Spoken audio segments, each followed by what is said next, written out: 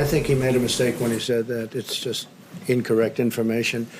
And I called him, and he didn't tell me that. And I think he got the message, maybe confused. Maybe it was stated incorrectly. No, we're ready to go immediately as the vaccine is announced. And it could be announced in October, could be announced a little bit after October.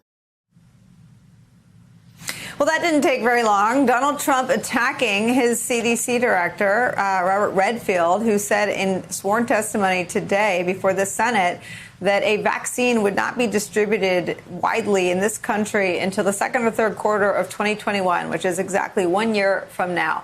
Donald Trump at the podium doing just what Joe Biden promised he wouldn't do, contradicting and interfering with and pressuring the scientists. Bob Costa, if you needed a day to illustrate the contrast around just this narrow issue of coronavirus, but more widely around science in general, Donald Trump just gave it to us.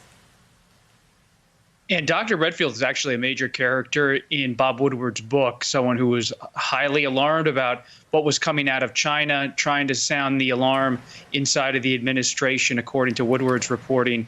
And you see in Dr. Redfield and other health administration officials this reluctance to go along with the president's timeline and rhetoric when it comes to a vaccine. And it's evident, as the Post has reported, the president may use a vaccine announcement or claim during October as a so-called October surprise, as we call it in politics, to jolt his own campaign chances ahead of November. But this is something that's sensitive. It should be based on science. In the view of the scientists and officials I'm speaking with. And this is going to come down to the integrity of pharmaceutical companies and health officials inside of the administration.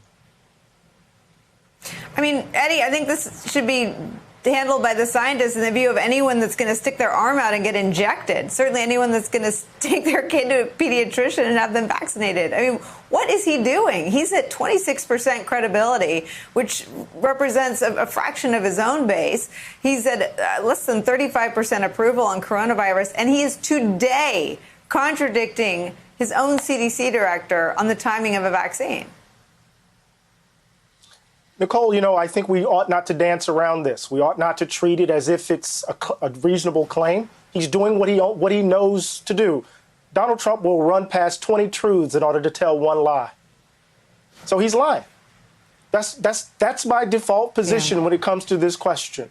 He's lying because he thinks it's going to benefit him politically.